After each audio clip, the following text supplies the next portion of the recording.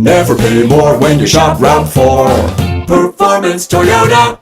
Performance Toyota Superstore invites you to save. Money, that is. Overstocked pre-owned vehicles have forced us to wholesale direct to you. Our loss is your gain. Everything is on sale. Cars, trucks, vans, SUVs. Every deal will be made. Keep your stimulus check and just show up and drive. If you want it, we've got it. Every style, every color, every model. It's used cars for everyone. Only at your Performance Toyota Superstore. Go to performancetoyotastore.com.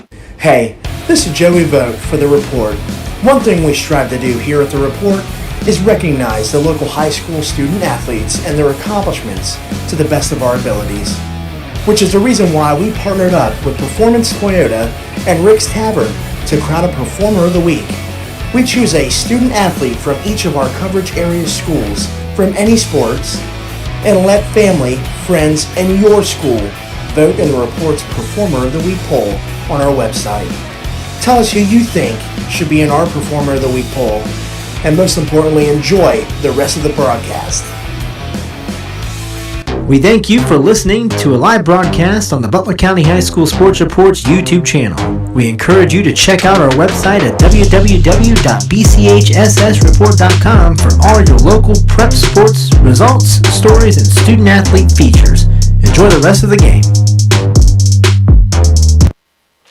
Hello, Butler County High School sports enthusiasts. You're dialed in to yet another live broadcast on the Butler County High School Sports Reports Network. We're back at it up here at the Hornets' Nest, this time boys soccer style, where it is the 7th-ranked Monroe Hornets hosting the Brookville Blue Devils in a Southwestern Buckeye League Southwestern Division bout. I'm Chris Vogt, joined by my main man, Brian Paxton. Yet again in the booth. Appreciate you for joining us again, man. Hey, thanks for having me, man. Had such a good time at the girls' game. Thought I'd do it again with you.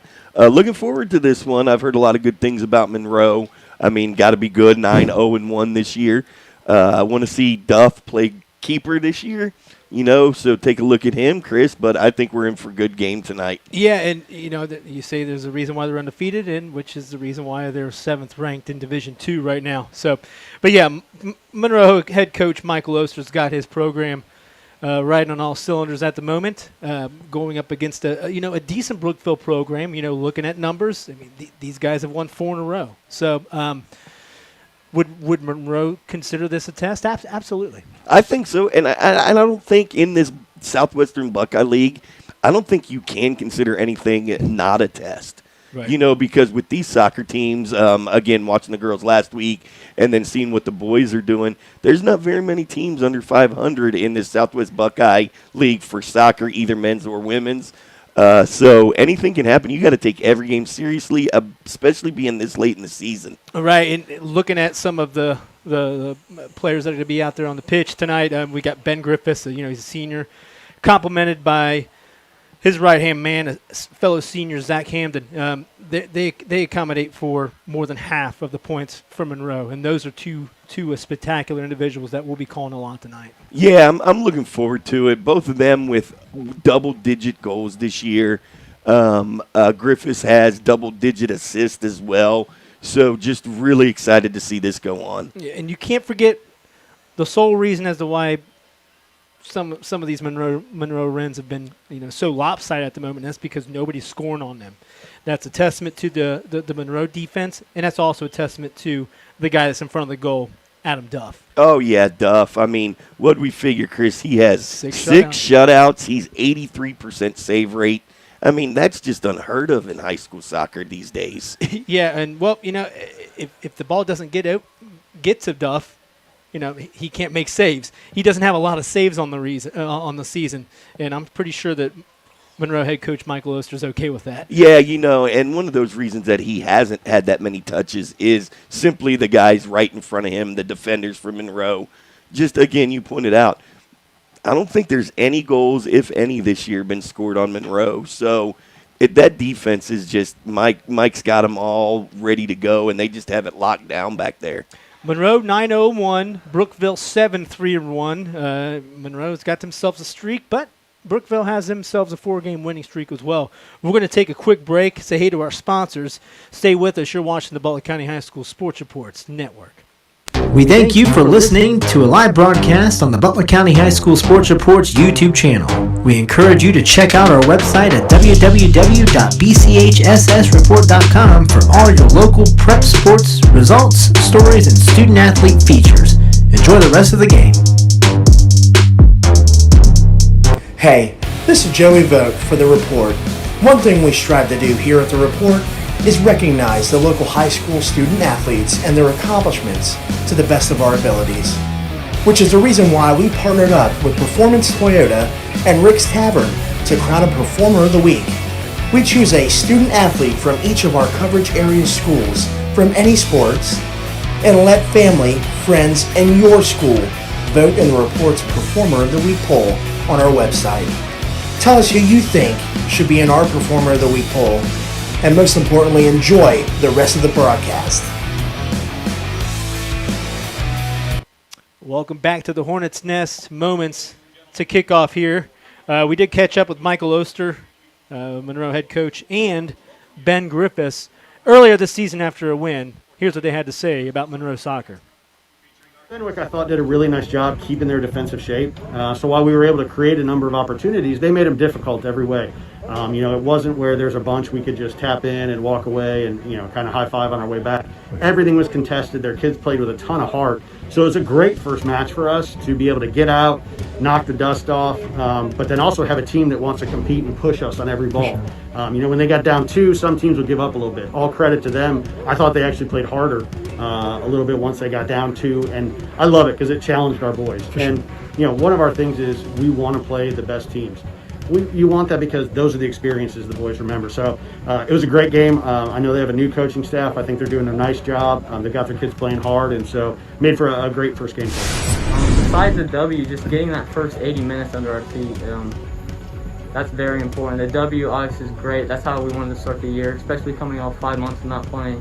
We couldn't scrimmage, so this is our first game. Getting a W really motivates us going into the rest of the season. This is a good starting point. This gives us something to work off of. Obviously tonight it was a win, but obviously it always can be better. I think we're really lucky compared to probably a lot of other teams right now in that I've got so many guys who have played in the system for 2 and 3 years that for us, the negatives that everyone is facing universally, no scrimmages, the inability to play anybody but your own JV team basically over and over again. Our system, I think, is probably in a really good spot as compared to some other teams right now, just because of the experience we have. Right. I mean, I've got that full starting 11 have been varsity players for a minimum of 2 years now. So we've got some young guys on the bench that, as you saw, sometimes their understanding of the formation when they subbed in was a little more suspect.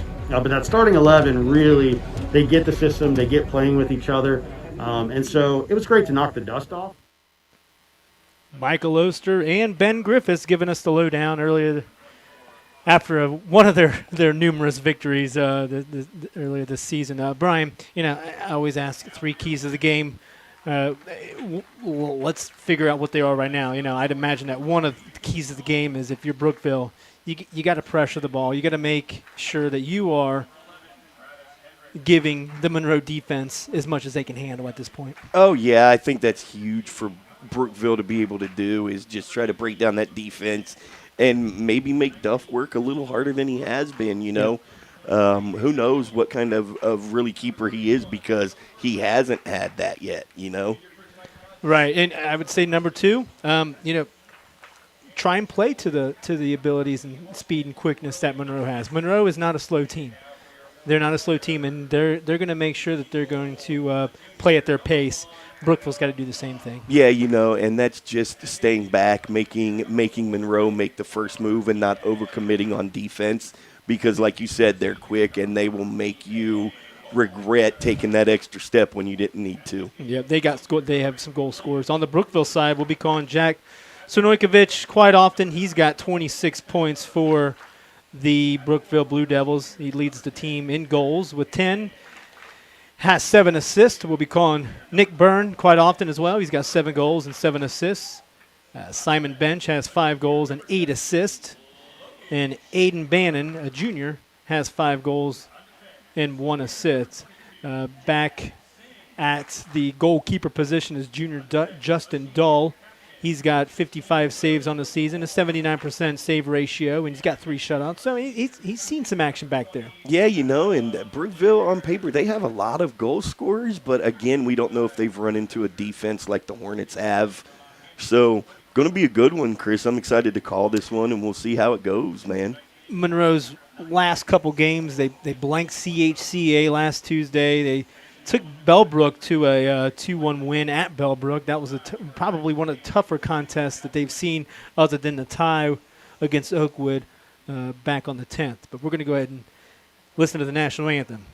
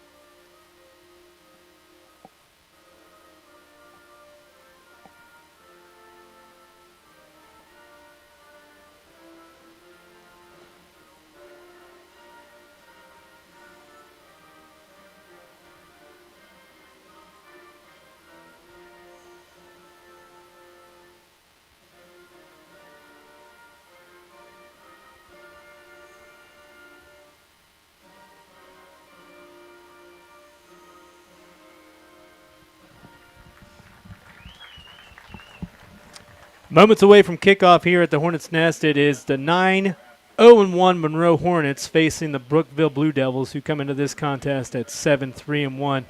Tell you what, the view a lot different than when we were at Madison. It's a lot higher up.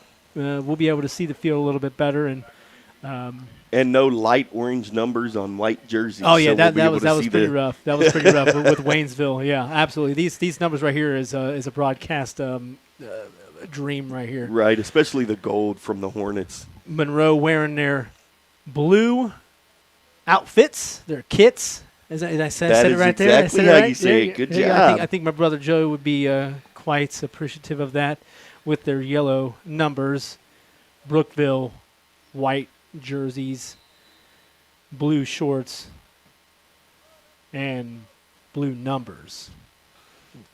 Starting off a little bit aggressive there, Brian, which we saw that last week with Waynesville and Madison Girls. It's a Southwestern Buckeye League bout here. Yeah, I look for that most of the game today. Monroe sends it back for a recoup here. Tosses it on over to William Bruce. That hits out of bounds on a quick throw in by number 5, Ethan Bollinger. Not just a quick throw in, but an accurate. That went right to his player's foot. Zach Hamden trying to make a move inside, and that's going to be a corner kick right off the bat. Man, you were right about their speed, Chris. They're just quick. Their passes are accurate. Taking that corner kick is number 4, Grant Martinez.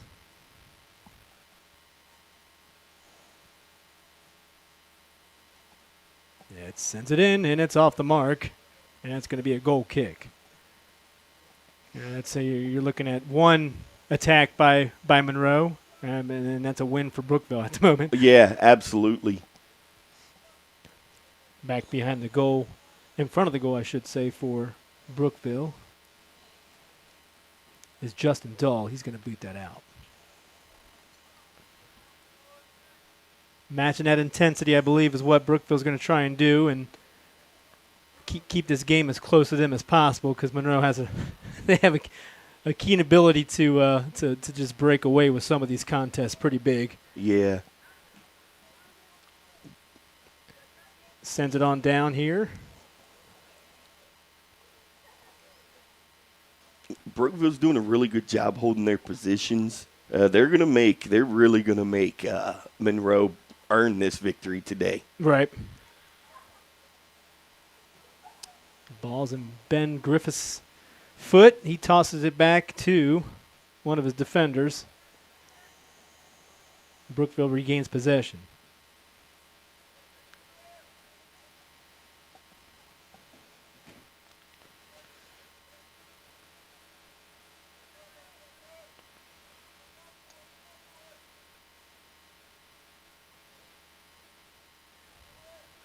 Brookville doing a decent job of holding on to the possession and rather than, trying to force some things. That ball's going to be kicked out of bounds off of a Monroe foot. I'm impressed with what Brookville's doing to start the game off. Granted, it's early, 3 minutes in, but they're doing a good job of holding form. Oh, I agree. You're right. Now you see an errant kick by Brookville there, and now Monroe's going to regain possession. Those are one of the things you just can't do is give that ball to Monroe unprecedentedly. William Bruce is going to give her a boot. I believe they called a foul on that, didn't they, Brian? They did. And I'm not sure if it was, but they did call the foul. He's taking charge of this game. He can see it's going to be chippy, so he wants to get the.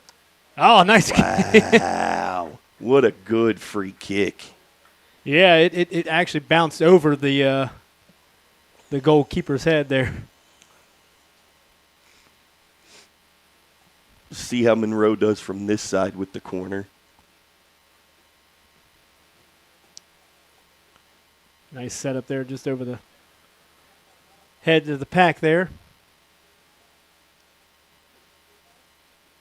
Regain possession by Monroe, and I don't know if they're going to call offsides on that or not. Flag went up for offsides on that, Chris. I think he was just a step past the last defender. Yeah, when that pass was sent to him, he was past him.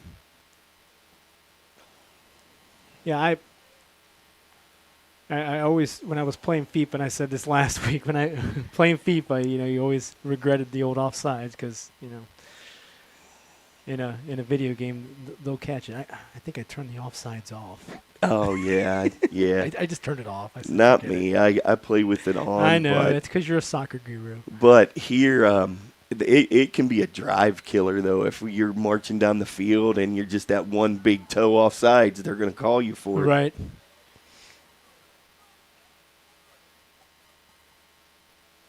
Looks like Adam Plager was having a little too much aggressiveness while a Bellbrook player was trying to fight for that ball on the ground, and they gave Brookville possession on that.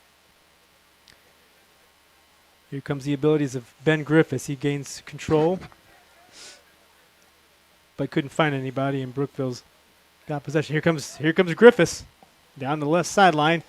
Beautiful pass, good ball, and that's to number 8, William Bruce. I'm going to set it back up. Didn't catch the number, but a great. Ethan Bollinger with a kick off the post. Wow, hits the woodwork right there. Rebounded by Monroe. Nothing going. Looks like Bellbrook's just not in the right positions after all those shots from Monroe. And I say all those shots. That was 2 shots in a matter of 10 seconds for Monroe. And here comes Brookville back the other way. There's that brick wall defense we were talking about, Chris, before the game started.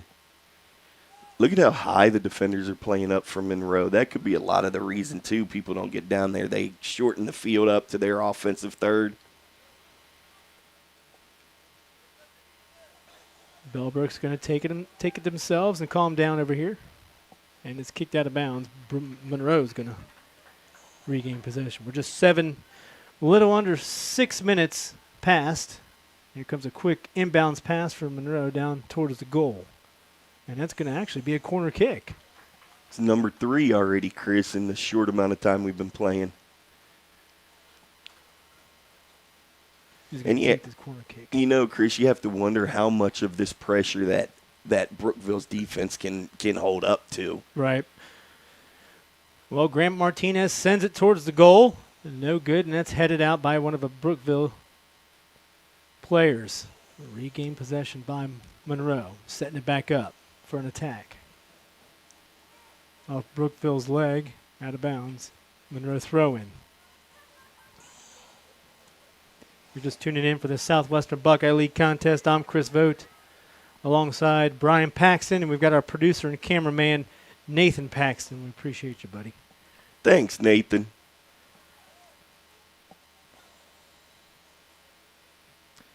Monroe working the ball around. Out of bounds, Monroe throw in. And you got to wonder, Chris, if maybe the nerves are there because both teams know what's on the line for this game, Right.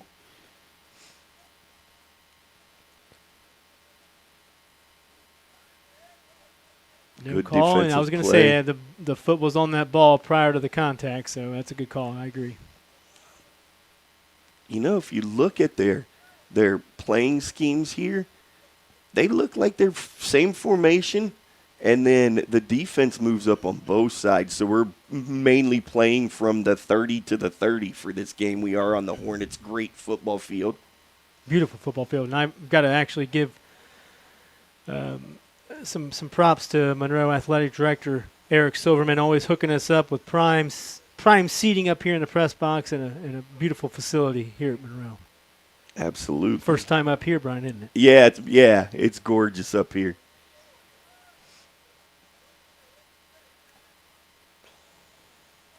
Brookville coming into this contest 7-3-1. Monroe 9-0-1.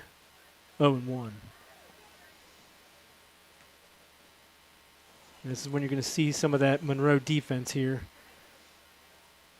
Duff hasn't seen a shot on goal at the moment from Brookville, has he? Not at all. No, I don't even think Brookville's been close to being as close as they are now. Yep, this is it right here. You know, Chris, I did notice it looks like Monroe plays with the sweeper, which is hard to find in high school. For those of you that don't know that are just tuning in, that's the last guy before the goalkeeper. He looks really quick, too, so.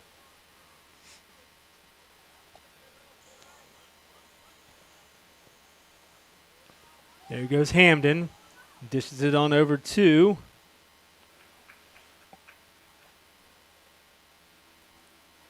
I believe we're looking at William Bruce. Monroe throw in. Yep. Noel Taylor dishes it off to Bruce.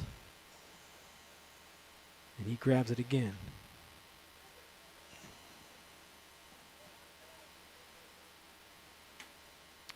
Ball finds its way on over to the other side of the field. Monroe does a good job of saying, if there's nothing here, let's try over there. Look at that speed. There it was, Chris, what you were tried talking to center there, but nothing going. It's a good call, though. If you've got a Monroe guy in position there, that's a possible header for a goal, but just a little too close to the keeper on that one. We'll give Justin Dull a save on that. Is that a save or not? No, because it was a cross. It wasn't even a shot on goal, Okay. so. Well, they wouldn't like for me to keep track of stats.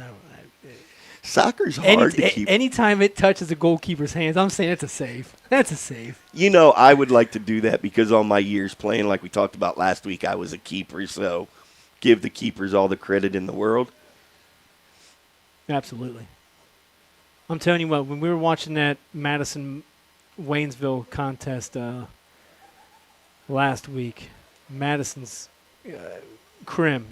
Madison's goalkeeper, Krim, saw a lot of action at her, but she did a fantastic job of holding her own. And unfortunately for Madison, they saw a 6-0 loss, but Waynesville easily had 20 to 30 shots on goal. Oh, yeah, easily. And, I mean, it's horrible because the score didn't reflect how well Krim played.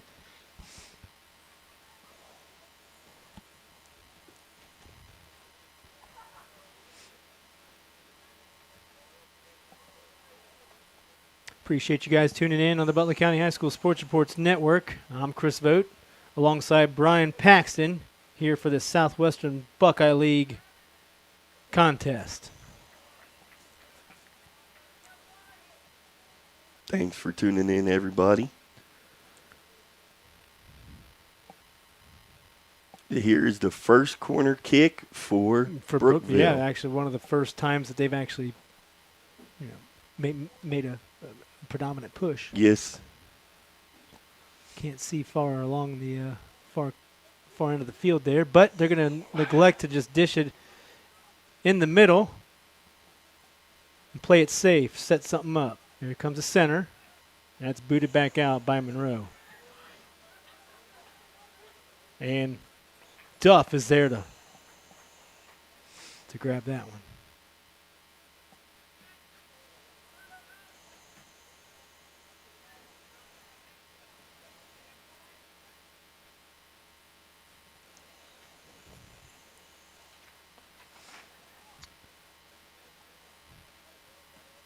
Fighting for position is both programs right here in the middle of the field. I know Monroe's been used to kind of the run and gun, nothing in their way type of style of soccer, but I think that's going to be a different story tonight as we go throughout this contest, Brian. Yeah, it looks like Brookville's coaches did a really good job of scouting Monroe. There's that speed again, Chris. That's just so hard to contend with. Zach Camden, the quick little guy, grabs possession of the ball, booted out of bounds by a Brookville player, quickly thrown in by Monroe. Man, they don't waste any time with those throw-ins, man. Centered inside the box. Out goes Brookville. Then again, Monroe's right there. Gobbled up by number 20, Adam Pleger. And it's dished out to set some things up for Monroe. Pleger's got it inside the middle there. Monroe really knows how to work the ball to get the openings they need. A little too hard on that pass, Chris. Brookville trying to make something happen over here, but it goes out of bounds. Monroe's going to throw it in. Again, like you said, not wasting any time.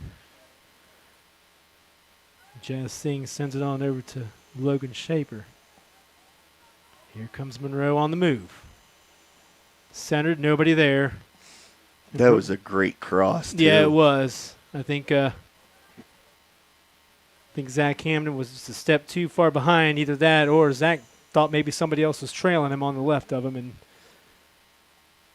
nothing going. 15 minutes into the contest, nothing. I should say 0-0. 0-0. You're learning, Chris. I'm proud of you.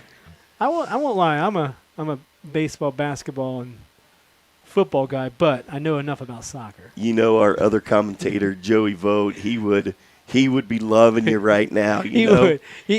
I would dish the play-by-play to him, just because I know he knows more than I do.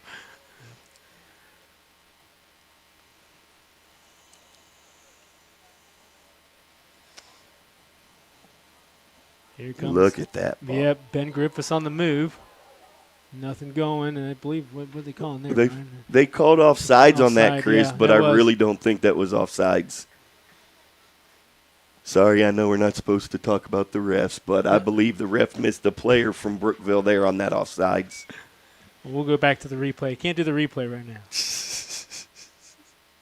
As the sun's starting to set here at beautiful Hornet Stadium here in Monroe for the Southwestern Buckeye League contest. Man, Chris, and it's not just this stadium. They have really nice sports facilities for every one of their teams. Right. Always enjoy coming up here. That's a beautiful ball. Centered, nothing going. It slips through the cracks. Number 8 shots off the post and in.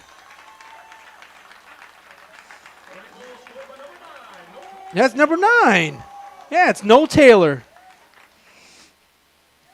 Name we didn't think we'd be calling for the first goal for the Hornets, but great job. That was just right spot, right time on that with the Brookville defender slipping.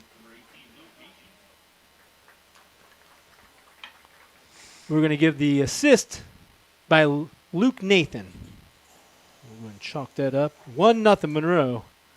That was just being in position right at the moment. That's what Monroe. It was. The Brookville defender slipped, but the whole game so far, Monroe's been in the right positions. Noel Taylor notches himself a goal. I believe that is his 6th goal of the season. Looking at these stats for Monroe, Chris, there's a lot of scorers on this team. Yes, some has more than others, but they're capable of putting up a lot of goals. We'll give that goal at the 24-minute mark of this first half.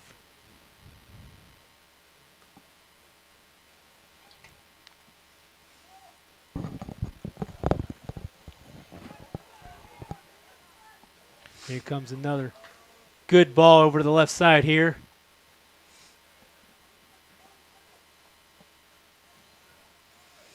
Brookville boots it back out. Jazz Singh does a really good job of being that main defender in front of Adam Duff at the goalkeep. That would explain, Chris, why it's so hard to score on them.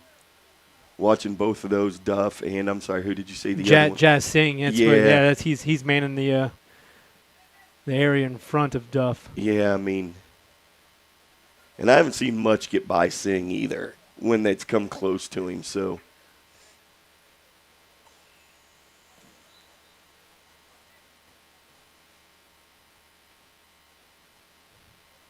Jackson Wojkovic is going to toss it in for Brookville.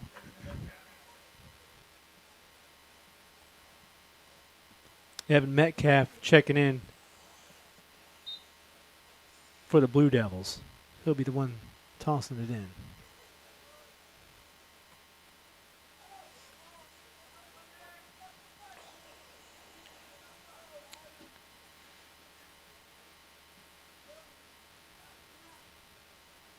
They'll scuffle in the midfield there. And then a little nutmeg right there to get out of trouble. Yeah, I wouldn't have known that.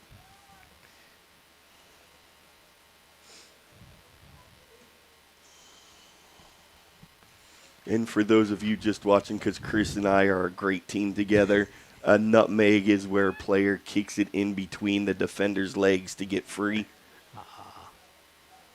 Like it. Ben Griffiths says, wait, let's hold up, set something up at the far end of the field.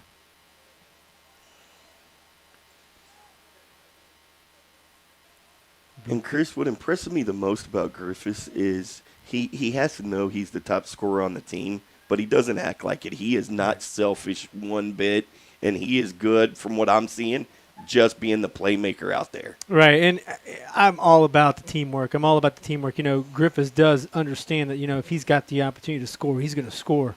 But I think there's an opportunity for Monroe players to make the best position for them to score. Absolutely. Monroe playing it safe here.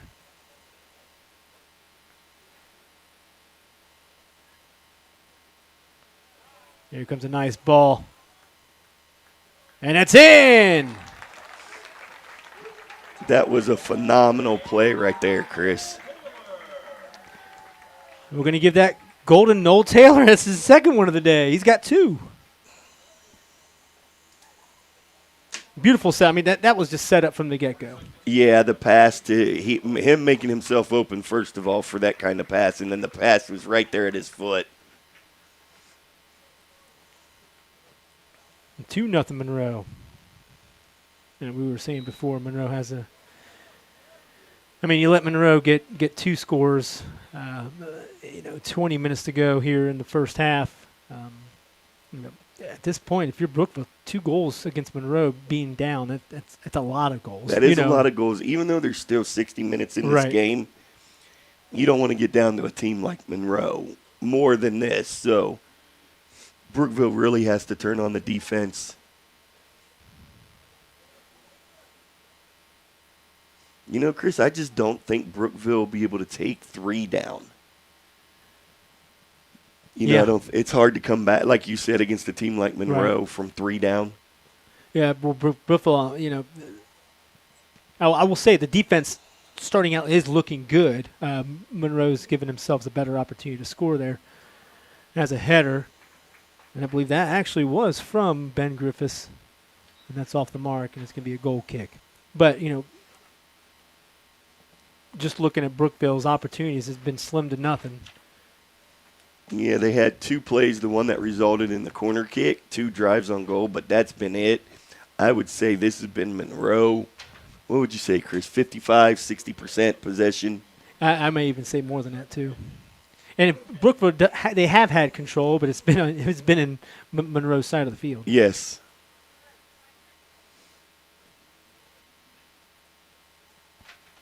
Here comes Hamden, making a move. Now that's William Bruce doing some fancy footwork, but unfortunately Brookville gains possession. This is where Monroe sets it up, takes a couple minutes off the clock to figure out whether or not they can get something going. That's a rare errant pass. Yeah, from, that from was. Monroe. Here comes Brookville. You know, Chris, I think Brookville's just one pass away, man. That play right there is what Monroe does. Zach Camden. Ben Griffiths had that shot deflected by a Monroe. Looked like a Monroe elbow or a hip. That flies out of bounds. Yeah. Monroe's going to toss it in.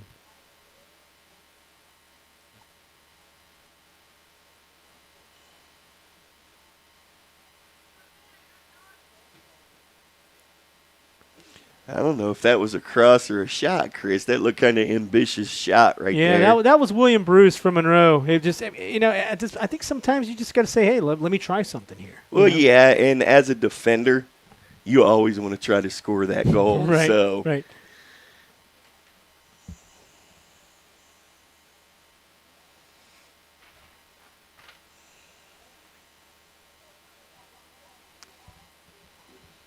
And looks like Justin Dull's going to corral that up. He's got himself 2 shutouts on the season for Brookville.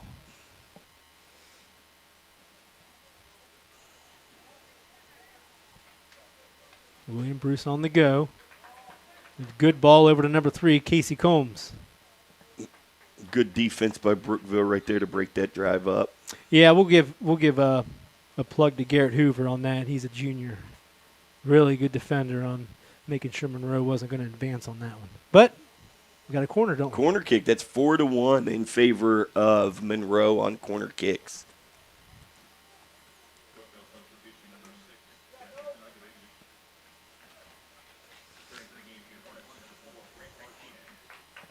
Jack Stojkovic heads out for Brookville.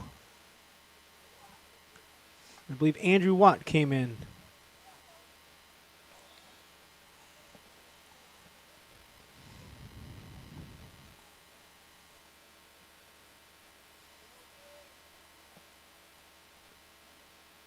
You know, Chris, we talked about last week just how this year's going and the whole COVID-19 things. It's just really good to see the kids being able to be out here and just having fun to get their minds off all that stressful stuff that 2020 is. Yeah, and we were talking to Monroe head coach Michael Oster prior, during the preseason, and a lot of these coaches have the same reaction. We just can't believe that we're out here doing what we want to do and doing our coaching, getting these kids prepped for a season that we had questions about. Yeah, let's be honest. We didn't think we'd be out here doing any games this year. So, beautiful ball by Monroe, getting set up. There goes the man of the hour, Ben Griffiths. Actually, I wouldn't say he's the man of the hour tonight. I think it's old Mr. Taylor Noel Taylor's right now. the man of the hour tonight. Ben Griffiths does have the possession of the ball right now, loses it, but Brookville trying to make something happen here.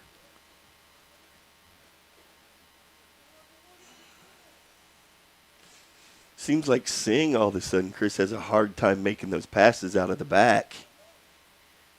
I don't know if that's comfortability or just not thinking.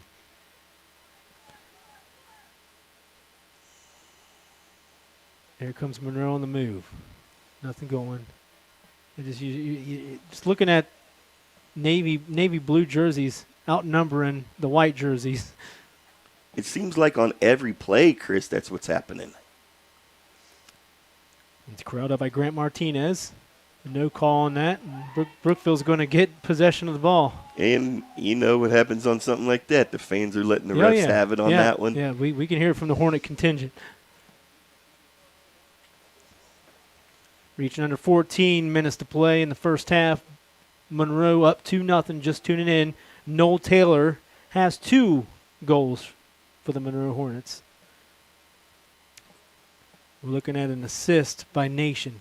Not for certain if we had an assist on that second goal, but Nation was the one who had the assist in the first goal.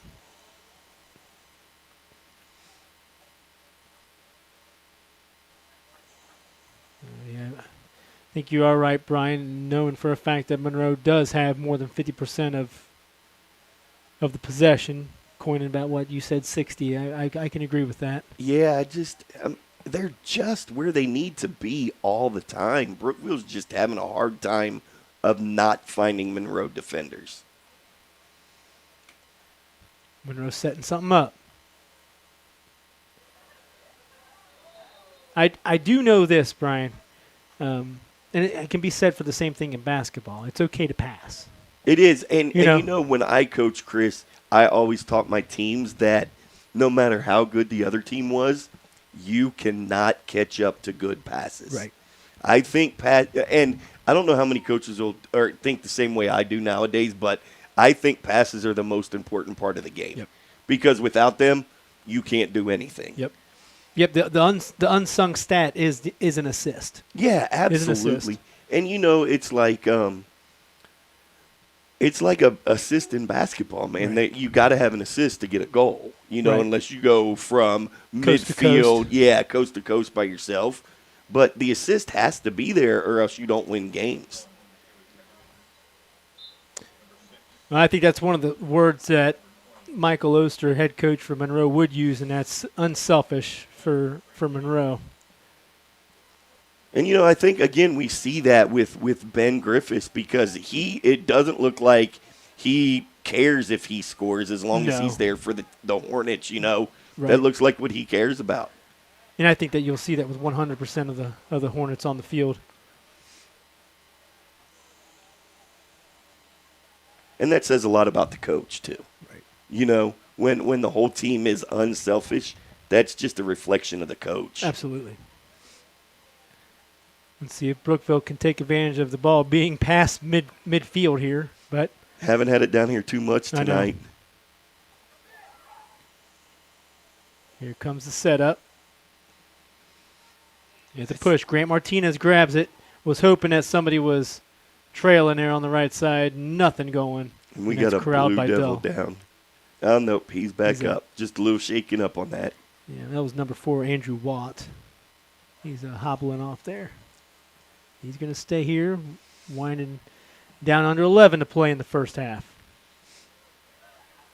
I will say I know Duff only had that one touch so far, but I will say that Brookville's keeper has the better punt of the two so far.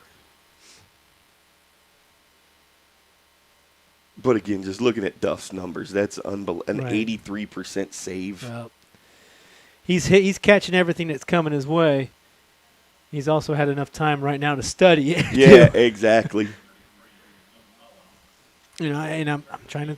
I wouldn't even coin Brookville having one shot on goal. Brian, would you consider one of those on goal? No, I mean, maybe an official stat keeper would, but I don't think it was anything that was going to make Duff really have to stretch out or anything. I think it was just an errant pass that went towards the keeper. Here comes footwork by Joey Patuski. And, you know, he's had that all night, Chris. I've been watching him a lot, and for a defender, he has great footwork. Sorry, that's Joey Pickowitz. I believe the T was silent. Yes, I was told the T was silent. Yes. Thank you for bearing with us, Brookville Nation. And seeing some of your players for the first time. Here comes Monroe on a push. The step back by Hamden. Brian, that was Griffiths.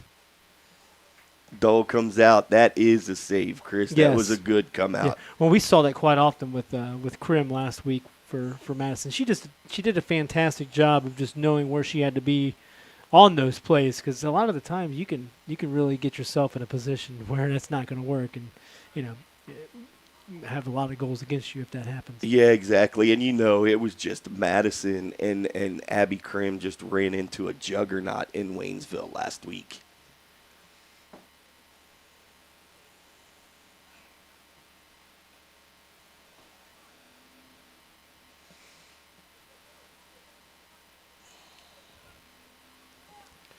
It's good footwork from Brookville right there in the middle of the field. Okay, you see Brookville pushing pushing a little bit of a consistent play on with the ball there, but now it's kicked out of bounds. Monroe, I'd like to see Brookville kind of utilize. Hey, if we've got the option to bring the ball around to the other side of the field, let's try that. And I guess easier said than done when you're going up against a Monroe defense like that. Yeah, and I mean, you can study all the film you want, but until you get out here on the field, you just don't know if any game plan is going to work.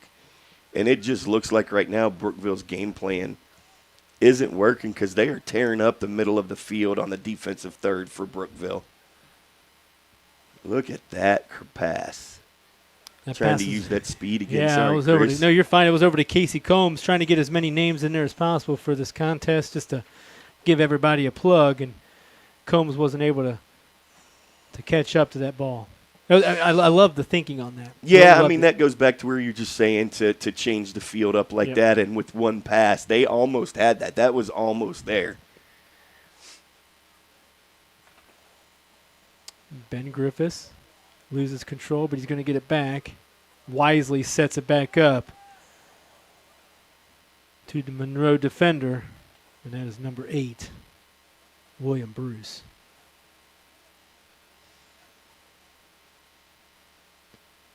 Pushing it across the field is Monroe, playing it safe. Winding down under 7 to play here in the first half. I'm Chris Vogt alongside Brian Paxton. Like to give and go there, but Brookville's going to grab it. Yeah, there were just too many defenders around that give and go right there. You know, on that play right there, Chris, they should have let the Monroe player keep going with the ball instead of taking that from him. They'd have been fine, no offsides on that. Well, yeah, I also think sometimes do you try and go after it to see if you can get away with an offside call? Oh, yeah, you always do that, yeah. You know, and that's just like the grabbing of the jerseys or the wrist when you're in close, I'll call it combat because I was a player. Right. But, you know, you always try to get away with that. It's been a relatively clean game tonight, too. It really has. You know, it started off kind of aggressive, but the skill's starting to come out now. It's not chippy anymore. The two teams are starting to settle down. Zach Hamden coming back on the pitch. On the pitch. There you go. Joey, if you're listening to this, you should be very proud of your brother.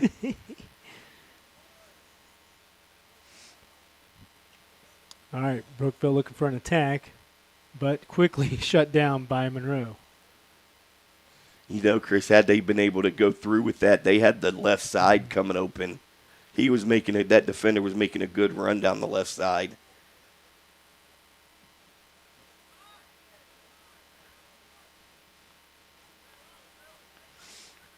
All right, Brookville setting up something.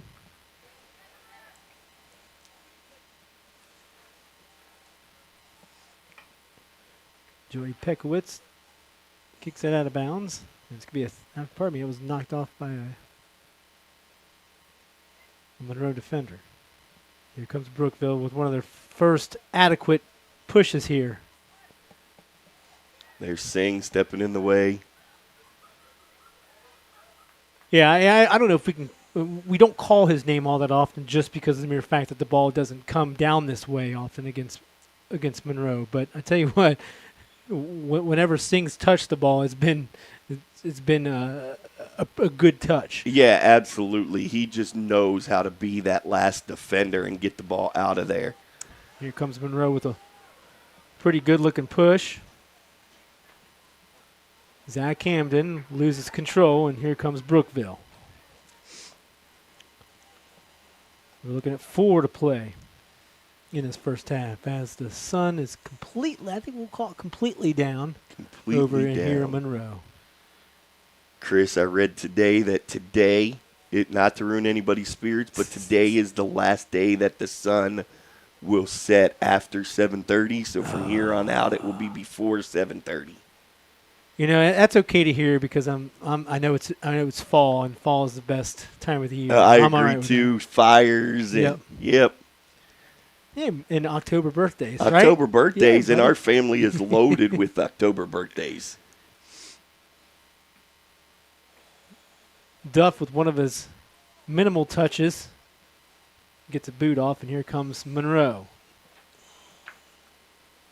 Trying to center it is Ethan Bollinger. And that gets through, still regained by the Hornets.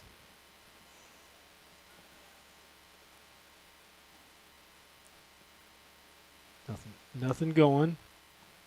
A quick shot on goal. And that's by number 9, Noel Taylor. Again, Noel Taylor trying to get himself another goal. Get a hat trick in this game hat today. Trick, you're right. And Chris, just watching Ben Griffiths, he is a really, really good player. He controls this game. He hasn't had one errant pass. Every pass he's made has gone to his player.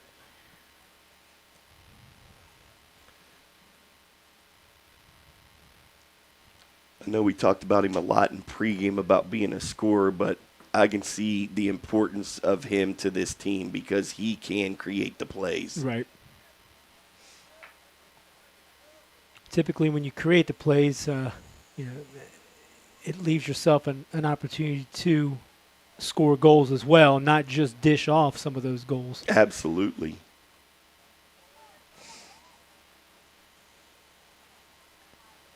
Monroe looking for one final push as we're winding under 2 minutes to play in the first half. Looks like we got a foul called from the back on Brookville. It's out of the box. Yeah, out of the box. It was closer towards the touch line. See if he called a throw or a kick.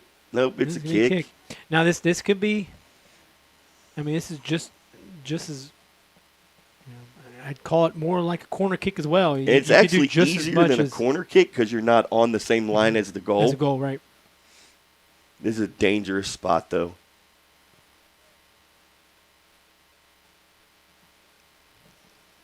Let's see what Monroe can set up. There it comes. It found the foot of a Monroe player, just not a hard shot. Yeah, it did. And I think that hit the foot of number 5. That was Ethan Bollinger.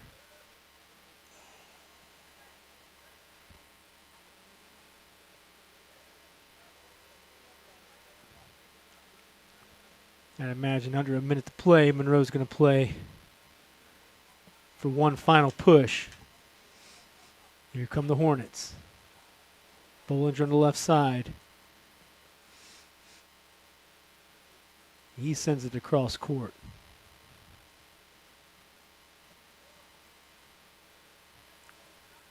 Yeah, Brian, sometimes I'll mix in a little basketball just to different make terminology. sure. Yeah, that's fine. Just to make sure you're paying attention. I knew what you meant, but when you said court, soccer court, tennis pitch, we got it. 8 seconds rolling here until we hit the half. Brookville, one final shot off the mark, and that's going to send us into the halftime break. 2-0 Monroe over Brookville. We'll go ahead and analyze the first half. We'll go ahead and say hey to our sponsors. You're watching the Butler County High School Sports Reports Network. We thank you for listening to a live broadcast on the Butler County High School Sports Reports YouTube channel. We encourage you to check out our website at www.bchssreport.com for all your local prep sports, results, stories, and student-athlete features. Enjoy the rest of the game.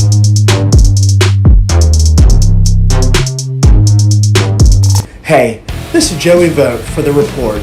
One thing we strive to do here at The Report is recognize the local high school student-athletes and their accomplishments to the best of our abilities, which is the reason why we partnered up with Performance Toyota and Rick's Tavern to crown a Performer of the Week.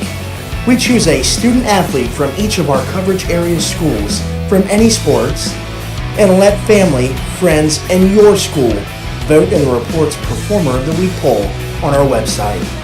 Tell us who you think should be in our Performer of the Week poll, and most importantly, enjoy the rest of the broadcast.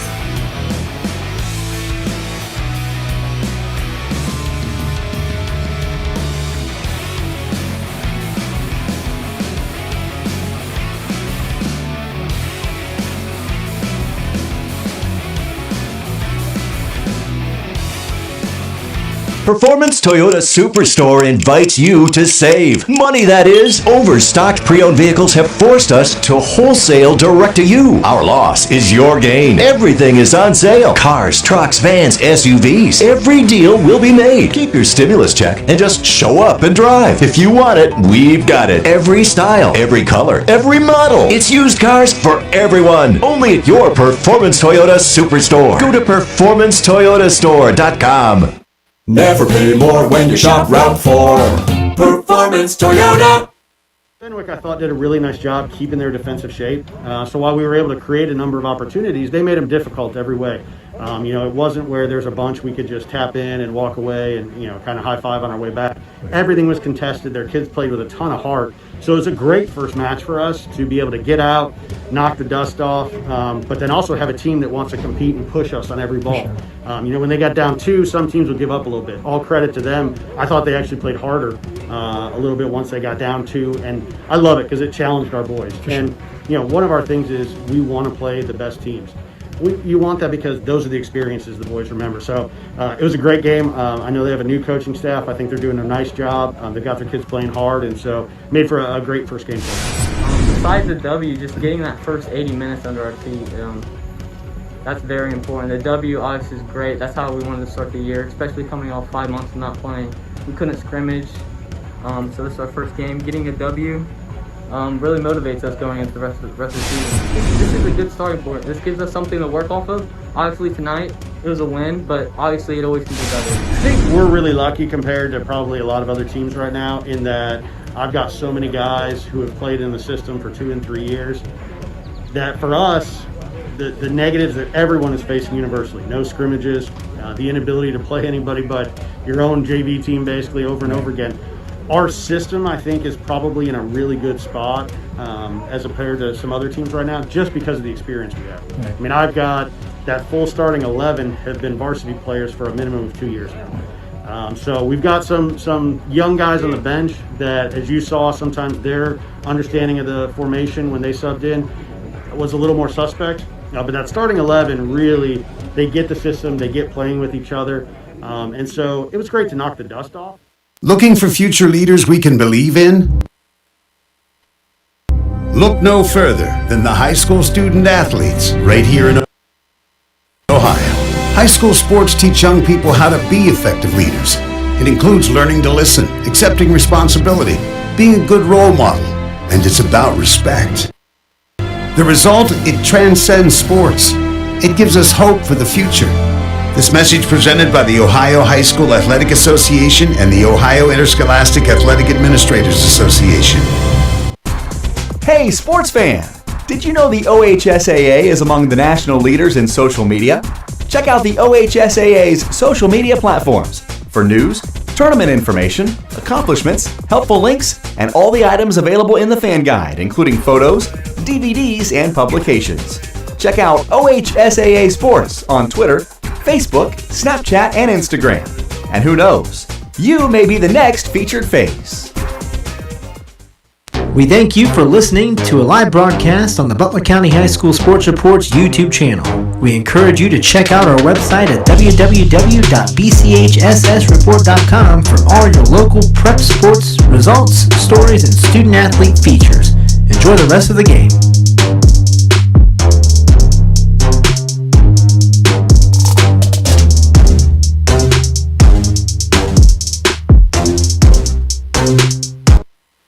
Welcome back to Monroe Hornets Stadium.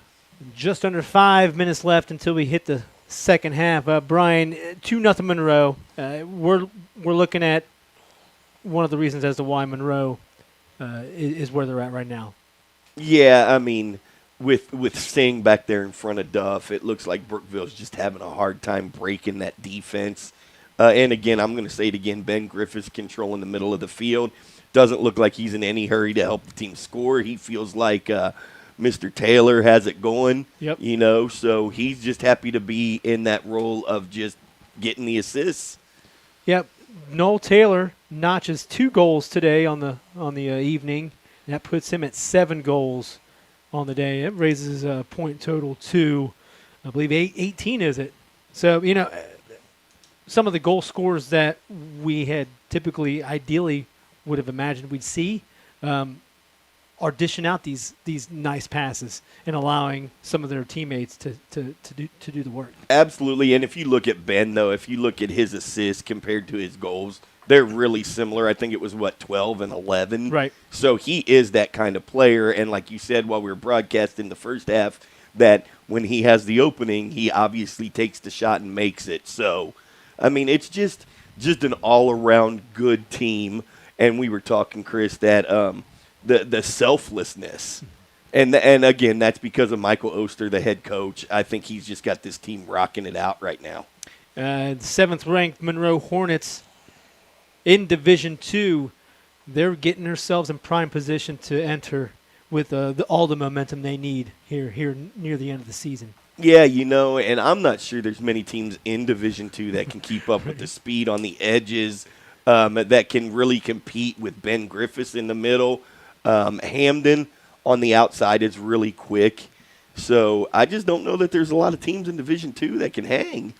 We just here nearing up for kickoff in the second half here. It's 2-0 Monroe. I'm Chris Vogt alongside Brian Paxton, our right-hand man, Nathan Paxton. We'll call him our producer and cameraman tonight. We appreciate him. We also want to give a shout-out to Monroe Athletic Director Eric Silverman for always giving us prime hospitality and support as we take care of these Monroe High School athletic events. Just under 2 to play. Actually, 2 minutes until halftime is up. We're going to go and take another quick break. You're watching the Butler County High School Sports Reports Network. We thank you for listening to a live broadcast on the Butler County High School Sports Reports YouTube channel. We encourage you to check out our website at www.bchssreport.com for all your local prep sports results, stories, and student-athlete features. Enjoy the rest of the game. Fenwick, I thought, did a really nice job keeping their defensive shape. So while we were able to create a number of opportunities, they made them difficult every way. It wasn't where there's a bunch we could just tap in and walk away and kind of high five on our way back. Everything was contested. Their kids played with a ton of heart. So it was a great first match for us to be able to get out, knock the dust off, but then also have a team that wants to compete and push us on every ball. When they got down 2, some teams would give up a little bit. All credit to them. I thought they actually played harder a little bit once they got down 2, and I love it because it challenged our boys. And one of our things is we want to play the best teams. You want that because those are the experiences the boys remember. So it was a great game. I know they have a new coaching staff. I think they're doing a nice job. They've got their kids playing hard, and so made for a great first game. Besides the W, just getting that first 80 minutes under our feet, that's very important. The W obviously is great. That's how we wanted to start the year, especially coming off 5 months of not playing. We couldn't scrimmage, so this is our first game. Getting a W really motivates us going into the rest of the season. This is a good starting point. This gives us something to work off of. Obviously tonight it was a win, but obviously it always can be better. I think we're really lucky compared to probably a lot of other teams right now in that I've got so many guys who have played in the system for 2 and 3 years that for us, the negatives that everyone is facing universally, no scrimmages, the inability to play anybody but your own JV team basically over and over again. Our system, I think, is probably in a really good spot as compared to some other teams right now, just because of the experience we have. Right. I mean, I've got that full starting 11 have been varsity players for a minimum of 2 years now. So we've got some young guys on the bench that, as you saw, sometimes their understanding of the formation when they subbed in was a little more suspect. But that starting 11 really, they get the system, they get playing with each other. And so it was great to knock the dust off. Welcome back to Monroe Hornet Stadium. Second half getting set to kick off here. Brookville will maintain possession. Yeah, and then, Brian, we're going to see if the halftime break could kind of give Brookville an opportunity to recoup. It looks like Monroe's defense is not letting down. And you don't expect them to. Right, absolutely not. And Chris, someone who we didn't call much in the first half was Will DeBoard for Monroe. He's on the outside, up front, on the wing for Monroe, and he has some wheels, man.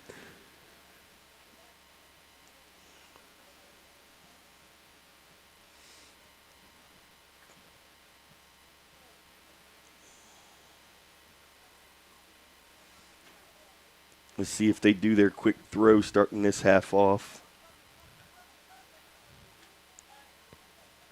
Yeah, it looks like they are, but Brookville. Now looking at a decent pass there. That's a good setup, and that's going to be kicked out of bounds. A throw-in for Brookville. Yeah, Chris, it looks like the coach might have said something to him at halftime. They come out really aggressive, moving the ball down the field a lot easier than it looked like they did in the first half. Oh, absolutely. Nice throw-in into the middle of the pack. Redirected out by Monroe. And that's slowed up by Noel Taylor. Here comes a decent pass to Zach Hampton. He's going to slow it up, toss it inside the box, but that's corralled by Dole. Dole read that cross perfectly on he that. did. Because they had it open on the outside. Monroe did. Here's your guy, Griffiths. Tosses it inside, but Dole corrals it in there. He read that pass inside as well. You know, both teams come out here looking on fire for the second half, Chris. Right. You know, one team looks like they were refreshed, as in Monroe. Brookville looks like they've readjusted. Pass inside, and that's a goal by number 12, Ben Griffiths.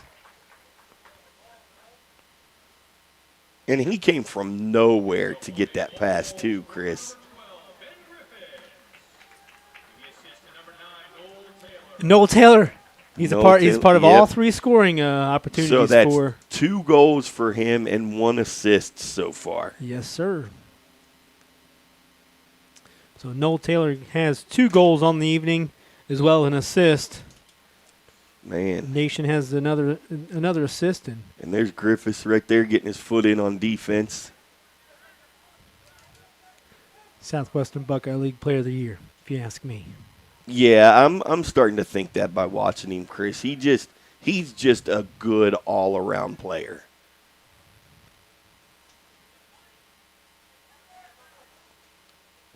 Comes Monroe. And that's number 4, Grant Martinez. And I would say Grant Martinez does a fantastic job of getting Monroe in position. And he has an assist there. And that was dished inside. And Noel Taylor, he's got himself a hat trick. There it is, the hat trick. Grant Martinez with the assist. Noel Taylor with the hat trick. I think I know who I'll be talking to after this contest.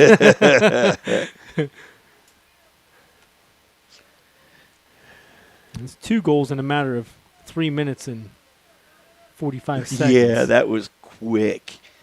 And you know, Noel Taylor, he started off, Chris, with 5 goals coming into this game and is now up at 8. That makes him the 3rd leader behind Griffiths and Hamden, the 2 we thought were going to do most of the scoring. And here goes Monroe again. That's a wicked shot, and I think that was taken by Ben Griffiths. Ricochets off a Brookville player, and that's going to be a corner kick over at the far end. That might have stung that Brookville player a little bit. That was a rocket. Yeah, it was. That was a rocket. This is corner number 5 for Monroe tonight. That's inside. Off the head of a Monroe Hornet. Bounces out of play. And then call it a goal kick. Yeah, these corner kicks tonight, Chris, they've been right where they need to be all night long. If you catch one part of the head, it's going to go in. Yep. Here comes Brookville down the left sideline.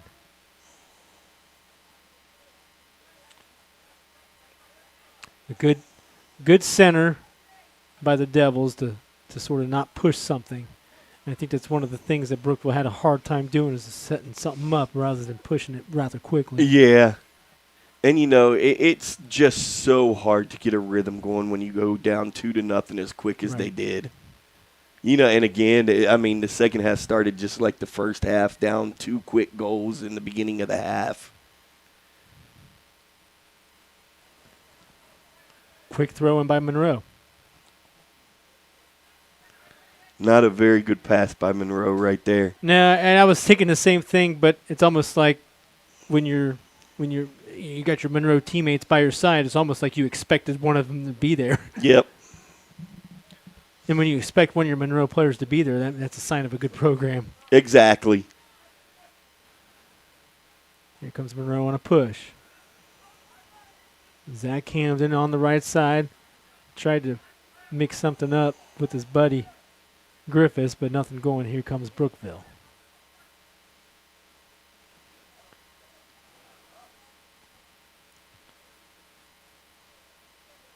You know, Chris, Brookville just can't get it going. Every time they think they do and they get it down, they just run into that wall that is the Hornets' defense.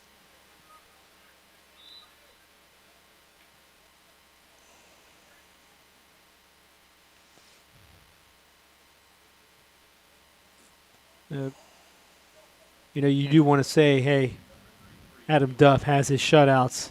You almost look at how much of those shutouts are comprised by the defense. You're right. Yep, absolutely. And Chris, a lot of keepers will tell you that they wouldn't have that many shutouts had it not been for the defense in front of them. So, right. And I'm sure the way that Coach Oster has this team, that Duff is exactly like that. I wouldn't imagine if Duff sometimes throughout these contests would partially fall asleep back there. Yeah, but he's been right there. He knows how to read the game. He's directing the team out there, doing exactly what a goalkeeper should do.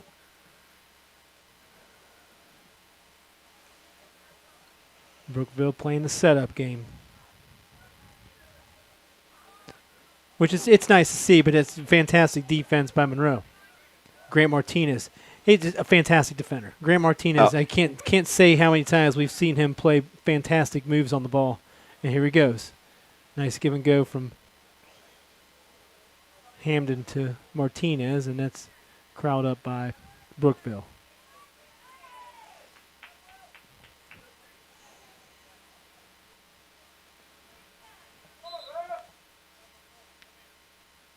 Grant Martinez is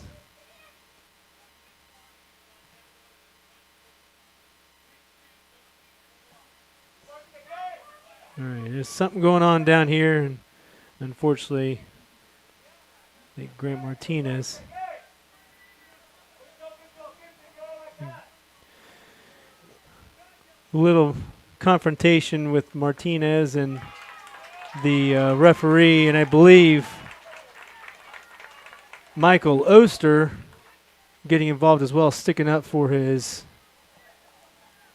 player. Not for certain exactly what was said down there, but Michael Oster is not happy. Not for certain what the ref was saying to Martinez, but it was not to the to chagrin of Michael Oster, and they're having a conversation down there. Yeah, and he is not happy, right. Chris, so...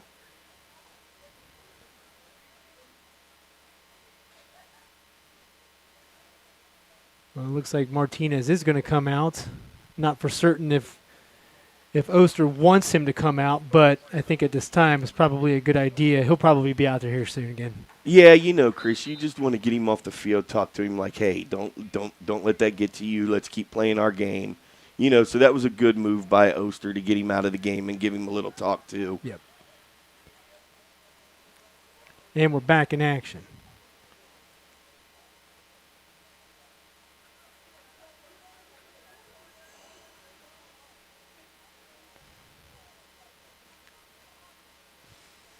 Chris, Oster's still down there.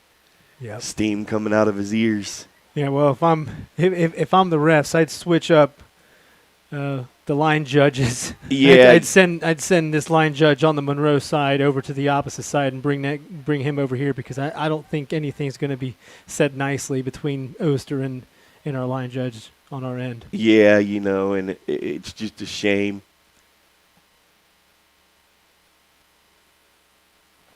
Monroe's going to throw it in. Monroe 4-0. Unofficially, we have Noel Taylor with 3 goals. And our 4th goal Was Mr. Griffiths. Mr. Griffiths.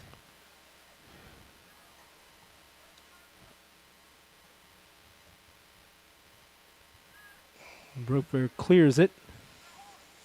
And Chris, you're adamant that Mr. Griffiths is going to be in the consideration. Yeah. One of the top for the player of the year in Division II. Yeah, well, hey, yeah, you're right. And I know we've got quite a few of them. And Griffiths does send it inside the box. Monroe looking for another opportunity. It's a blast, and it's going to be off the left side of the right foot of number 20, Adam Plager. That's going to be a goal kick. Yeah, and first you've got to take in consideration that you've got Cole Walton, who was atop the points leaders for Waynesville, Mason Grudich, Milton Union, and Landon Betchel. I mean, he's all those guys putting up decent numbers in the Southwestern Buckeye League, as is Griffiths and Hamden. Yeah, that's just like calling the girls from the Southwestern Buckeye League the other day. They had just scores. Here comes Brookville on the other end.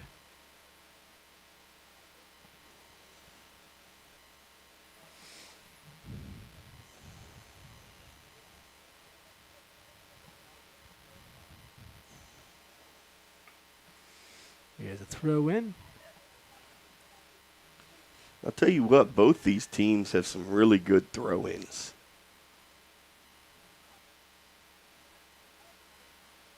Way to get himself out of a jam right there. And it looks like Monroe's playing defense at the moment. Looks like they're not in any hurry to get anything going offensively. They're just going to look to play something sound at the moment, since Brookville's one of their minimal pushes.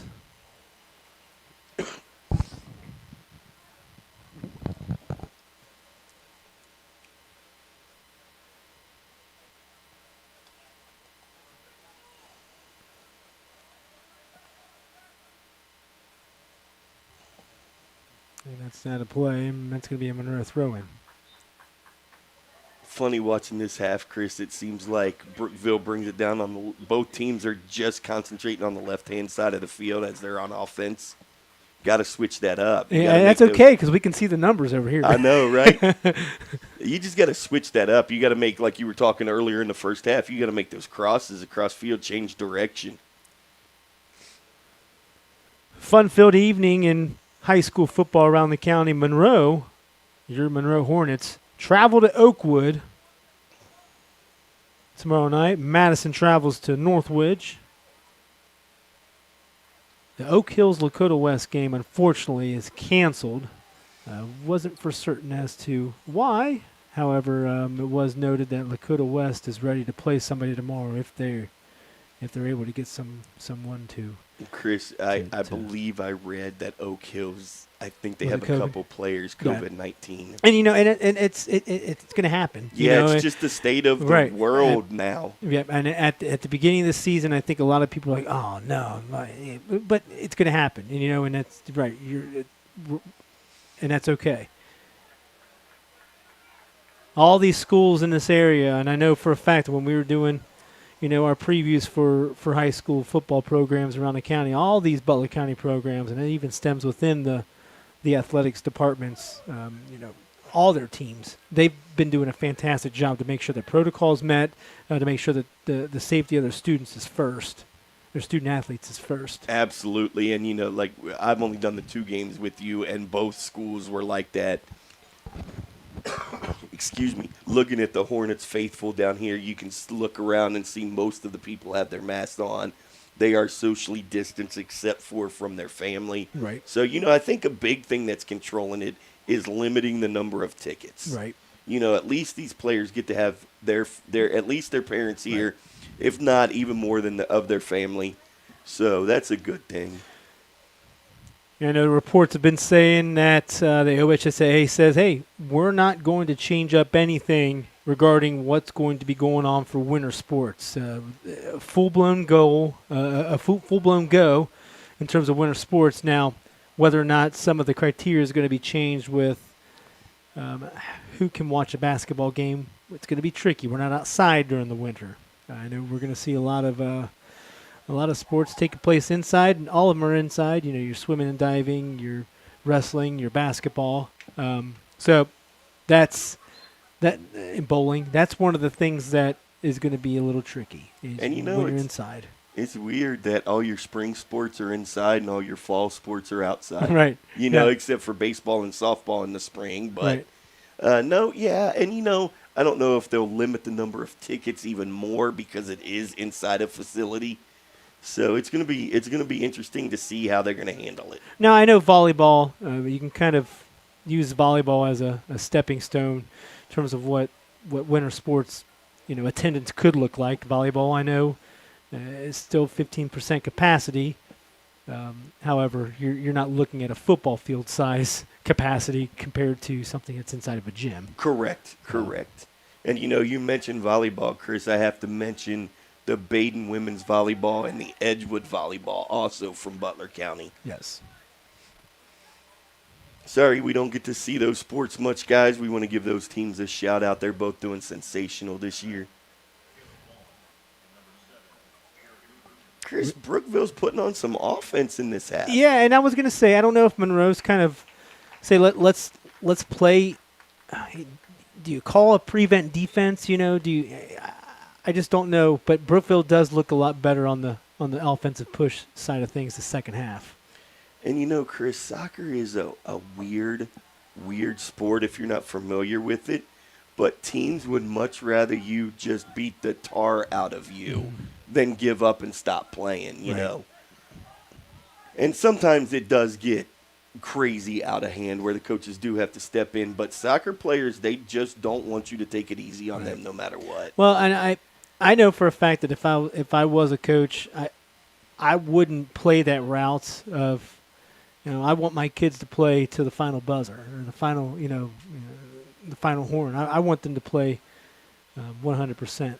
Oh, yeah, absolutely. But then you also want to be able to teach them respect and not killing those teams.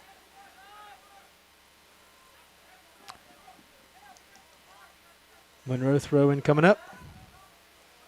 Now, we did see Brookville for the last 10 minutes did have possession. A couple scoring threats, but nothing going. Couple corner kicks and a couple throw-ins in there.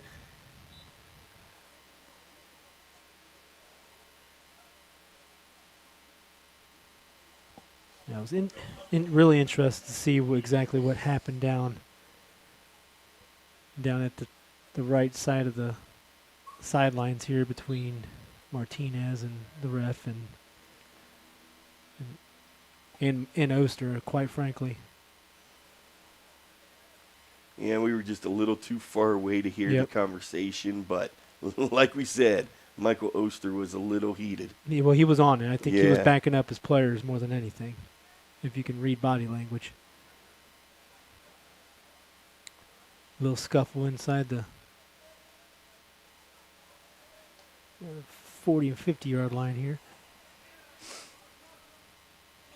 Going around the county, Carroll travels to Baden, but when you travel to Baden, it's going to be at Edgewood. So Baden and Carroll take on each other tomorrow at Edgewood. Edgewood's a lifesaver for the Baden Rams. Here comes Griffiths. Yeah, Griffiths going to center it in. Nothing going.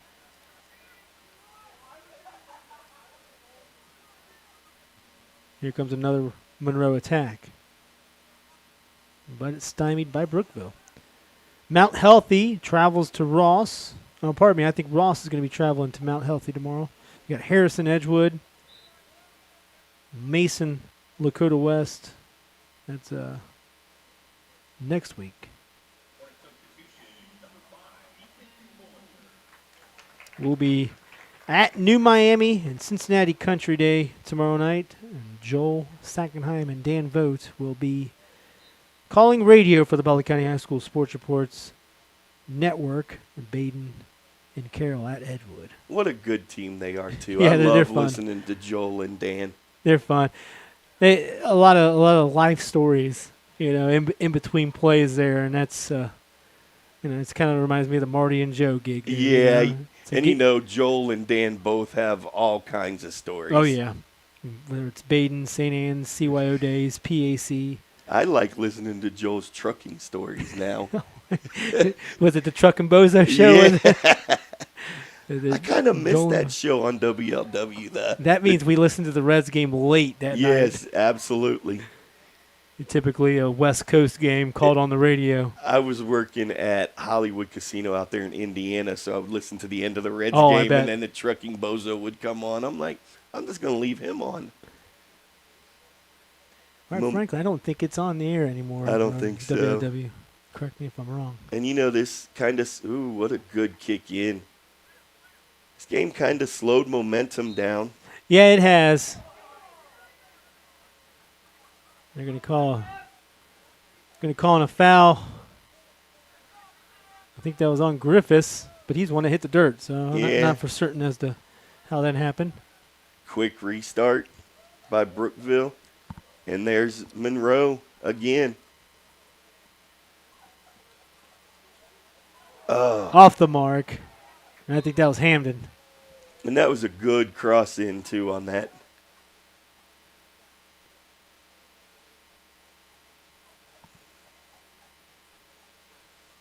Martinez must have cooled off a little bit. He's going back in the game.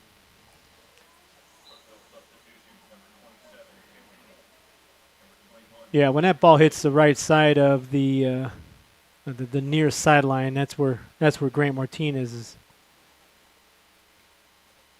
putting in the work. Speaking of Grant, here he goes.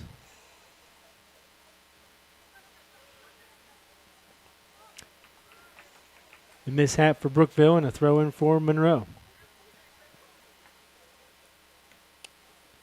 And it's going to be, is that our first field goal opportunity? First one field that goal. went through the uprights? From the 20-yard Yes, line that was on a that good one. boot.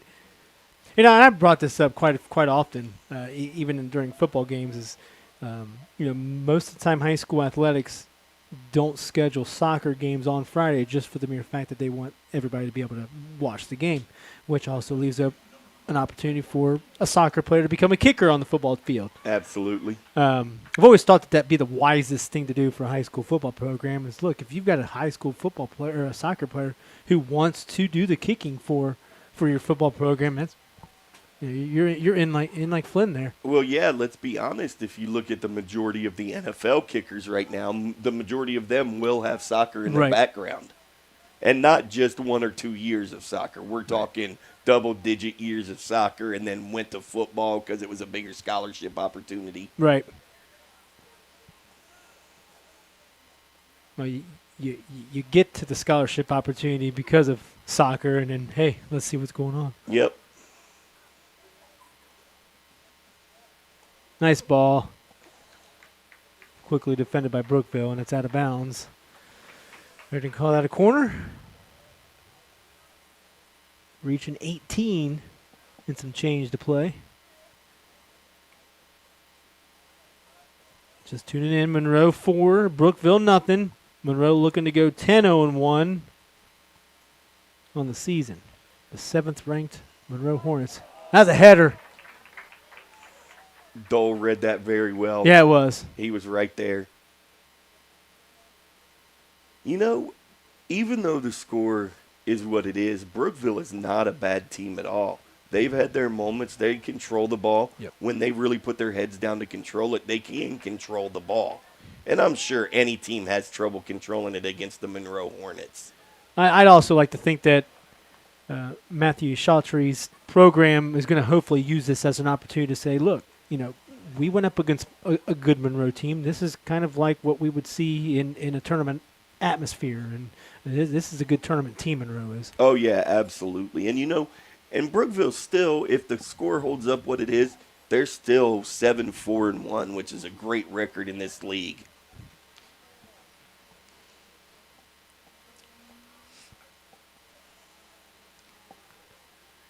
And, Brookville does eventually kick that ball out of play to prevent a corner kick, but Monroe does have possession. It will be a throw-in. That was a smart play by the defender. You don't want to give Monroe any more scoring opportunities than what they create for themselves.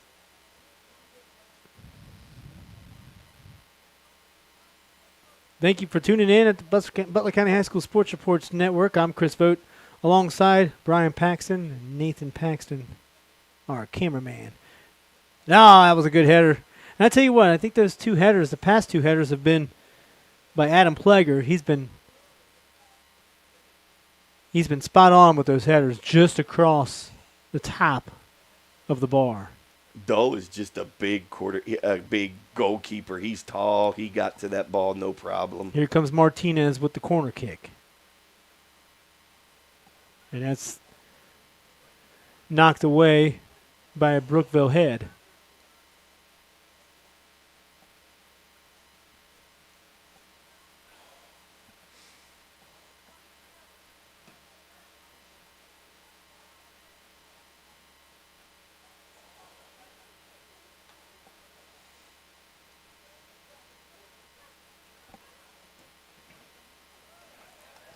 Here comes Monroe again. And it's going to be a goal kick. And Chris, Brookville looks like they're running out of steam a little bit. Yeah, I'd imagine that steam is mainly on the defensive end. Yeah, absolutely. Put some of your midfielders and your strikers just haven't been able to see too much of the play. And pardon me, your forwards.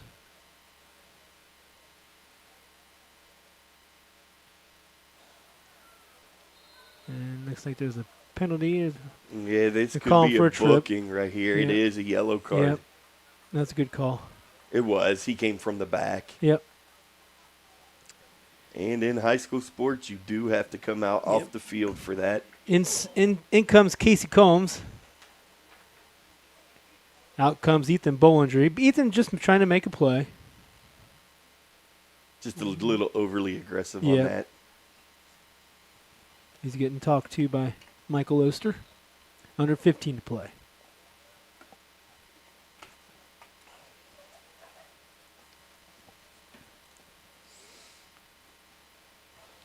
Monroe possession.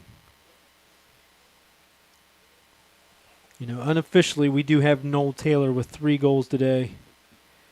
And our guy Griffiths with the other goal. And Noel Taylor with one of the assists as well.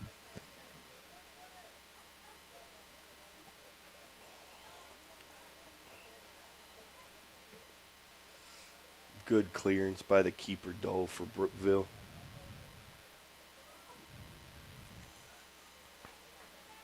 Out of play. And looks like Brookville's going to have possession. It's knocked out of bounds.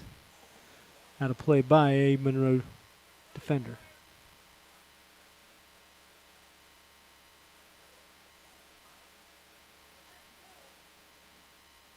Beautiful fall evening here at Monroe. There's an opportunity. I think they're going to call it a handball. They'll call that a handball. And Brookville loses one of their opportunities to score. Something was brewing there for Brookville, and they were gets it stripped away. Good pressure right there.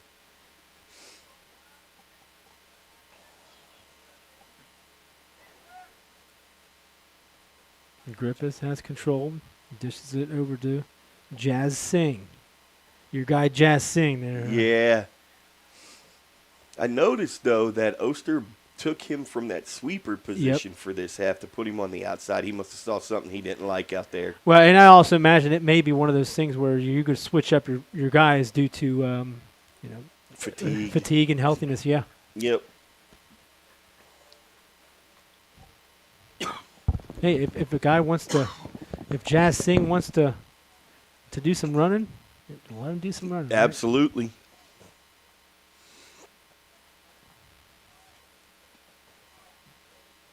Right? First decent shot on goal for Brookville, just wide right of Duff's reach. And Noel Taylor comes in. The man of the game.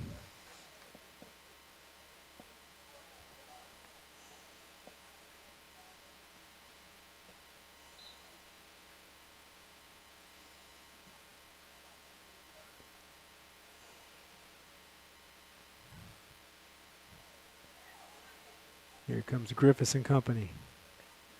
Good dish back by Monroe.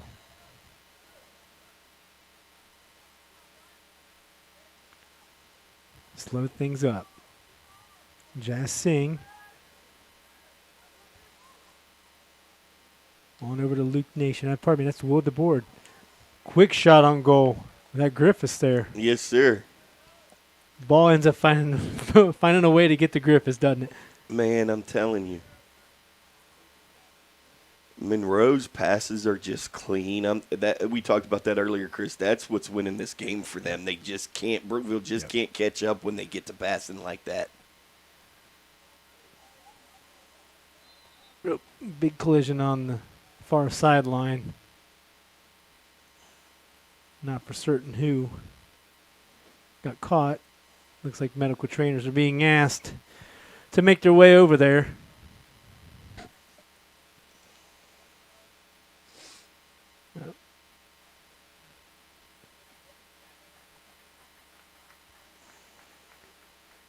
In comes Luke Nation.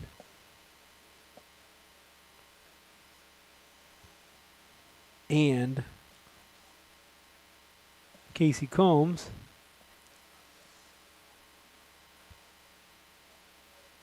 Out comes Austin Rilling.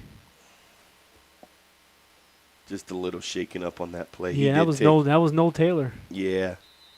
That's the guy you don't want to have shaken up. I know. Nobody should be shaken up. Shouldn't say it like that. I wouldn't want anybody shaken up.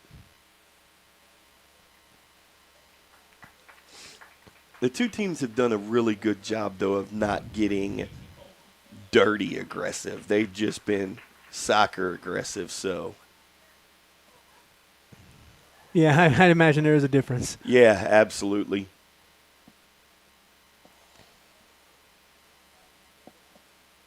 Corner kick from Monroe. Skims off the head of a Brookville defender. Right to the head of a Monroe player. Yeah, that was good direction on that header.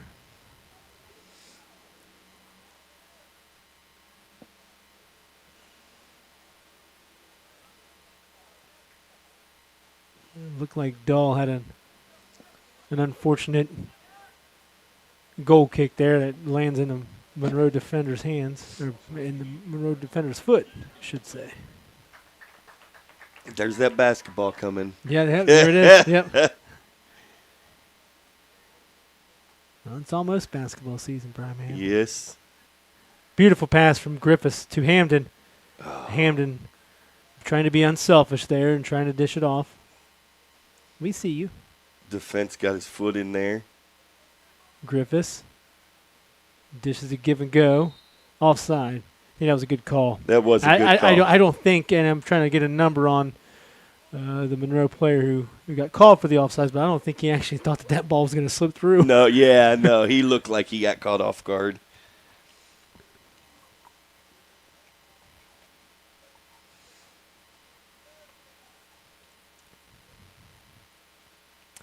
Under 10 to play here at Monroe Hornet Stadium. 4-0 Monroe.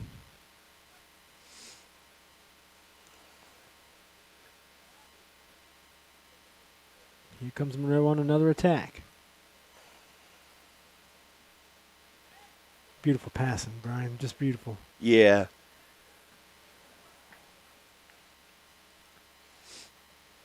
We're going to stay over here.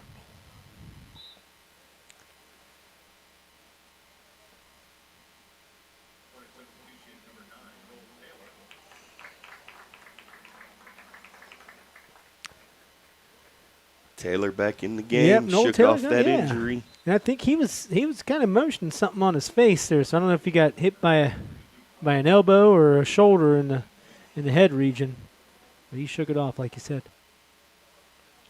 Monroe is just everywhere. Yeah. They're just right there every time Brookville tries to make a pass.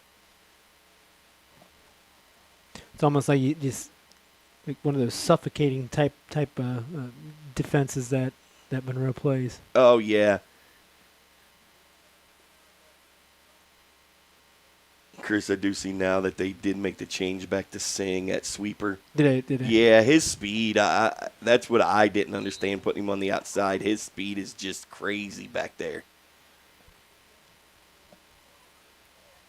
Foul by Brookville.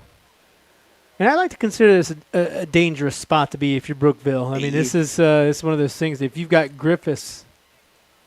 Hamden taking this shot right here, this kid could sit in the back of the net just from here. From out here. But instead, there's that unselfishness again. Yeah, that ended up hitting the head of Ben Griffiths and bounces back out. Brookville regains possession.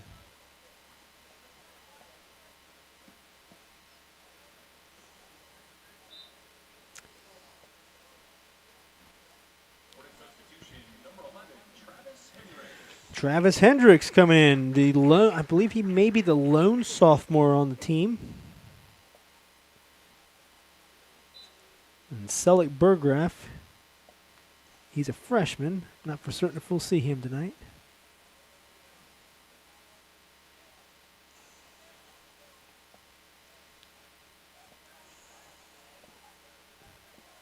But it looks like Michael Oster giving some of his players some love and some playing time here. I mean, that's one of the things you just do as a coach. I mean, you got a 4-0 margin. I think that's I'd imagine under 7 to play, I think you're safe. With a 4-0 nothing advantage if you just play wise defense. You're just not going to lay down. Get a couple of your kids in there to play, experience for the future. Yep, absolutely. And funny you should say that. I was just getting ready to say that Oster has 9 seniors on this Monroe team this year. So, and we did get, Chris, as we were setting up, we did get to watch a little of the JV game. Yeah, 2-0 they won. 2-0 they won. So they had a lot of good players that looked like they could jump up on this varsity team and fill in. So excited to see where Michael Oster takes this Monroe team. Yeah, and I would take it a step further too. And you say you're going to graduate 9 seniors. It's not to worry if you're Monroe, but this is your year to do something. Far. Absolutely. This is your year to do something right now. Anytime you graduate 9 seniors on a soccer program, that's I'd imagine it's half your team. Absolutely.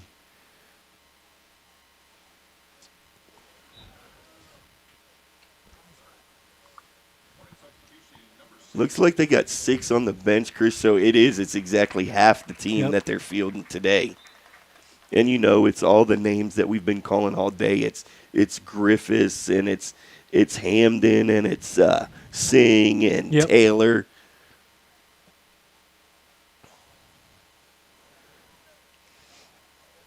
I think we're going to see the last of Hamden. He just hit the bench. Make sure he's nice and healthy moving forward. But no mistake, you still got your man Ben Griffiths out there to kind of keep things at bay. Yep, absolutely. I think that's a smart move by Michael Oster. Look, you still have leadership out there, and yet you're also sprinkling a little bit of inexperienced players to grab some of that experience right now in a varsity contest. Absolutely. And, this really looked like, and anything can happen in high school sports, but this looked like really the last test for Monroe this year. So that could be an opportunity to bring some of them kids up from JV, to kind of get their experience. And then also when the playoffs come around, you're allowed to move some JV up. Yeah, absolutely. Under 4 to play here. If you're just tuning in, it's been all Monroe. I wouldn't go out on a limb and say it was all Monroe because Brookville's had a couple shining moments in terms of their pushes on offense, but I tell you what, the Monroe defense stifling, which is one of the reasons why you see Adam Duff with an 83% shot on a save ratio with 6 shutouts. 6 shutout victories. Maybe 7. Could be 7.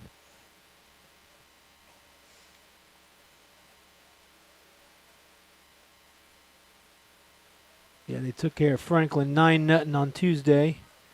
Bellbrook 2-1 last Thursday, and then CHCA 8-0 a week and a half ago. Had a shootout again. Probably I wouldn't say a shootout, but Eric Hickey's Baden Rams. They did take care of them 3-1. That was back on Saturday on the 12th. And the Baden men's team's playing really well right now, so that's a feat that Monroe should be proud of because they've beaten a couple really good teams. Speaking with Eric Hickey, not only a local sports reporter, but also Baden men's head coach for quite a while, and he said this is our year. You have a rebuilding year, and then you got that year where you've got multiple seniors on your program, and that's what Baden is looking. Baden is looking like Monroe with multiple. I believe they are at 9-10 seniors on the program at the moment. So you want to see your team at the best of their ability with that experience to see what they can do and get far as they can. Absolutely.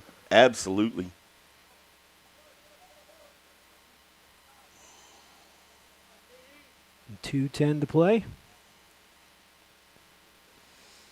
And then we're still winding down here, Brian, but we're looking at the game ball. Who are we going with? You got to go with Noel Taylor. Noel Taylor it is. I was thinking the same thing. You have to. I mean, a hat trick, 1 assist. They only have 4 goals. That's right. being He's part involved of in all of them. Yep.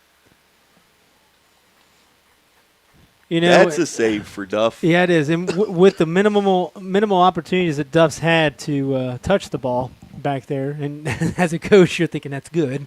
You don't want your goalkeeper to touch it often. Correct. But Duff just complete control back there inside the box. And he's a big body back there, too, so he's intimidating even if you do get close enough to take a shot. Reaching a minute 15 to go. Monroe looks like they're content on just playing this one out. Oh, maybe not.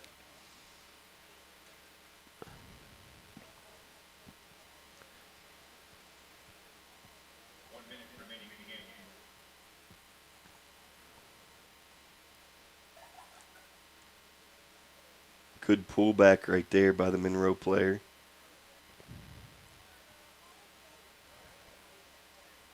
Yeah, we're looking at Monroe. We'll be traveling to Oakwood next Tuesday. And that's going to be a good contest, Brian. I'm looking at the standings for the Southwestern part of the division in Oakwood at the moment. And if I'm correct, may not have my standings updated, but they are 6-1 as of Tuesday. So that contest is going to be good. Yeah. At Oakwood, I believe Success Photo owner A.J. Fulham said he's going to try and get to that Oakwood contest to take photos. This is his school district, right? Yeah, The Monroe school he district? lives in Monroe. He's kind of done a really good job of capturing memories for Monroe, and not only just for Monroe, but he's also done it for the report as well. Well, that's it. Final is 4-0. Monroe over Brookville. That takes Monroe up to 10-1. That drops Brookville to 7-4-1. Brian, just to recap, first half Monroe took some of that momentum and carried it over to the second half. They didn't lose it all game. No, not at all. And again, Chris, we mentioned their names: Ben Griffiths, Hamden. Noel Taylor tonight was fantastic. I mean, when you have players like that on offense, and then you have Singh as your sweeper back there, and the other 3 fullbacks were just unbelievable, it's hard to beat this team. Right. Well, we're going to see what Monroe can do as we're past the halfway point of the 2020 fall season. They got Oakwood. They'll travel to Oakwood, host Bellbrook, October 6th. They've got about a week off there. I don't know if you're going to call that a Halloween week break off or whatnot. But anyway, then they'll travel to Franklin on the 8th of October, to Valley View on the 13th of October, and then wrap things up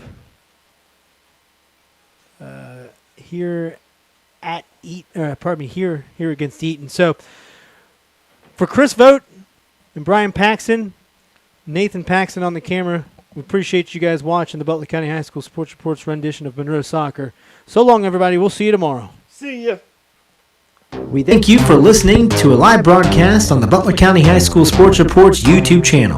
We encourage you to check out our website at www.bchssreport.com for all your local prep sports results, stories, and student-athlete features. Enjoy the rest of the game.